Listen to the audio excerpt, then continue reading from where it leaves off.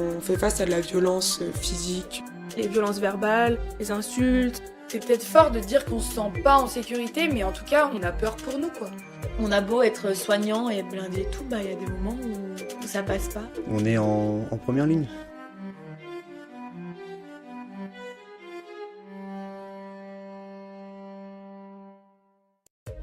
Donc les patients psy, ils se présentent à la banque, donc la banque d'accueil.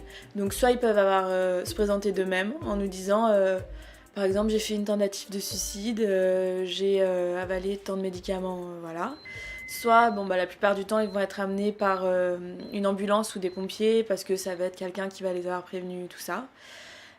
Parfois aussi, c'est les forces de l'ordre qui arrivent avec des patients. En fonction de leur identité, tout ça, on voit s'ils sont connus ou pas. S'ils sont connus, parce que c'est souvent qu'on a les mêmes patients qui viennent nous voir, on a accès à leur dossier, du coup on voit leur pathologie, etc. En tous les cas, il va y avoir un premier entretien avec, si c'est possible, si leur état le permet, avec l'infirmier psychiatrique qui va pouvoir déterminer de l'étape, de là où ils en sont. Et souvent, ce premier entretien va pas être possible parce que si les patients sont agités, ça va être le cas pour les patients psy ou pas. S'ils présentent une agitation tellement grande qu'on peut rien faire, on peut pas les prendre en charge, et là, il va être décidé immédiatement une contention.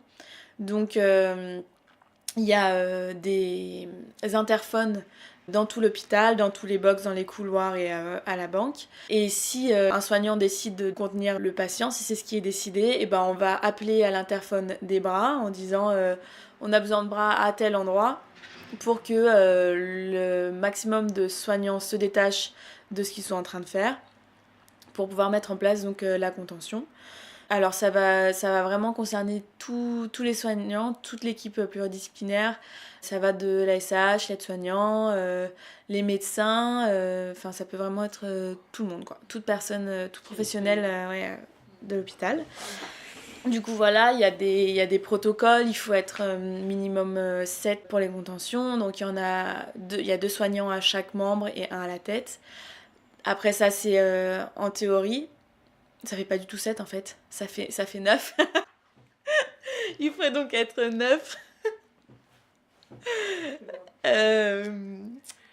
Donc 2 à chaque membre et 1 à la tête.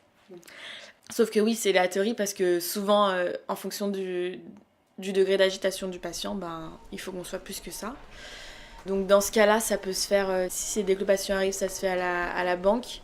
Donc à l'accueil des urgences, il y a un box juste à côté qui est réservé pour ça. Après, ce qui est aussi un peu délicat, c'est qu'il y a d'autres patients qui attendent juste à côté, en fait. Donc on essaie de le faire le plus discrètement possible. En fait, on peut pas être discret, clairement, parce que c'est... Ouais, ils sont beaucoup trop délirants ou agités, voilà. Et du coup, il y a des protocoles. Généralement, il y a un leader. Donc c'est la personne qui va se trouver à la tête du patient, qui va essayer d'entrer en communication avec lui, de proposer un traitement pour l'apaiser, tout ça. Après, s'il refuse, on contient le patient, donc on l'attache aux 4 membres. Et la contention donc physique est toujours associée à une contention, ce qu'on appelle chimique, donc un traitement pour que justement le patient puisse au mieux supporter la contention, parce que c'est quelque chose d'ultra invasif et violent pour lui-même, même si c'est nécessaire à sa prise en charge. Du coup, voilà, on lui propose de prendre des traitements péros, donc par la bouche. Et s'il refuse, ce qui est le cas malheureusement la plupart du temps, on leur fait une injection pour les apaiser. Dans le meilleur des cas, on arrive à faire ça dans un box, voilà. Après, j'ai aussi vu déjà des contentions se faire par terre dans le couloir parce qu'en fait, il n'y avait pas d'autres possibilités, quoi. Et du coup, auquel cas, il faut qu'on réussisse à transférer le patient sur un drap, puis le drap sur un brancard. Après, il y a même des fois où donc à 8-9, ça suffit pas, et on y va même avec un matelas. On entre dans le box avec un matelas pour pouvoir s'approcher en fait du patient sans qu'il soit agressif directement envers nous.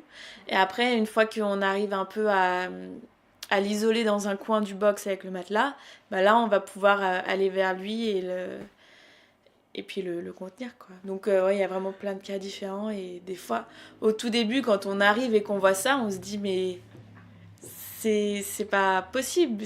Mais en fait, c'est juste qu'il n'y a pas le choix et voilà. J'en ai tellement, et puis il y en a tellement qui se ressemblent.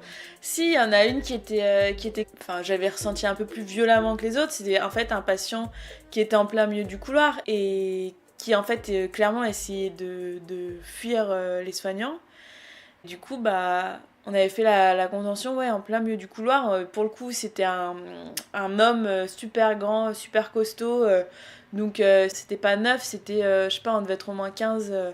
Et ça s'était fait par terre, en plein milieu, au croisement des deux couloirs. Moi, j'avais ressenti un peu violemment du fait qu'on était en grand nombre, et voilà. Mais c'est surtout qu'autour, en fait, il y avait vraiment énormément d'autres patients. Et des fois, on arrive un peu, quand c'est à la banque, dans le box 0, à cacher ou à faire ça le plus discrètement possible, même si c'est pas du tout discret. Mais là, c'était vraiment pour les autres patients. On a aussi envie de les protéger, eux, de ça, et de se dire, mais... Ils savent pas en fait. Et puis aussi, des fois, ce qu'il y a, c'est que les patients psy, des fois, donc on les contient, on les laisse dans les box d'isolement. Ils sont contenus aussi chimiquement, donc ce que je disais, avec des anxiolytiques ou des neuroleptiques ou autres pour les apaiser. Et en fait, malgré ça, ils restent éveillés. Donc des fois, ils hurlent. Mais ils crient et ils disent infirmière, infirmière. Et des fois, ça arrive pendant plusieurs heures d'affilée qu'ils crient comme ça. Et il y a les autres patients autour qui nous regardent et qui pensent qu'en fait, on fait rien pour eux. Et à nous dire, mais pourquoi personne ne va le voir, pauvre patient, machin. Et ils se rendent pas compte. Donc c'est vrai que le fait que, oui, comme on disait, qu'il y ait ces patients psy au milieu des patients qui sont là pour des problèmes somatiques, ça crée une ambiance très particulière. Mais après, donc ça c'est vraiment un cas extrême, hein. Ça se passe pas tout le temps, il y a des fois où ça se passe vraiment très bien et voilà. La contention initialement, c'est quand même par exemple les patients psychotiques, donc par exemple des schizophrènes ou autres qui seraient en train de décompenser, qui seraient à un stade de leur maladie où leur maladie n'est pas du tout équilibrée par rapport au traitement et aux différentes prises en charge, et du coup vulgairement ils pètent un câble quoi. Et pour eux la contention c'est clairement un thérapeutique, ça fait partie de leur prise en charge, et du coup c'est vraiment, ça permet de les rassembler, de les regrouper sur eux-mêmes.